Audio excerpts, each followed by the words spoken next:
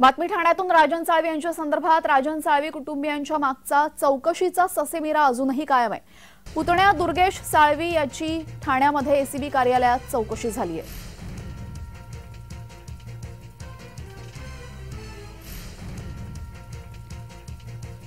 राजन साळवी यांच्या कुटुंबियांमागचा चौकशीचा ससेमिरा कायम। आज पुतण्या दुर्गेश साळवी याला चौकशीसाठी एसीबी कार्यालयात बोलवण्यात आलं होतं।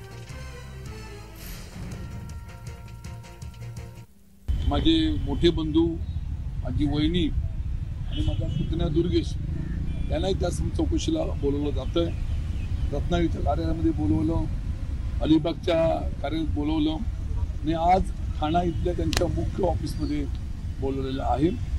आम्ही पहिलंच सांगितलं की जे कागदपत्र जी माहिती ती आम्ही त्यांना देण्याचं कबूल केलेलं आहे, त्याला सहकार्य केलेलं आहे। जे मागितलं ते सर्व आम्ही त्यांना माहिती दिलेली आहे। त्यामुळे आता भविष्यातला त्यांना जी लागेल माहिती ती द्यायला आम्ही कटिबद्ध आहोत। सर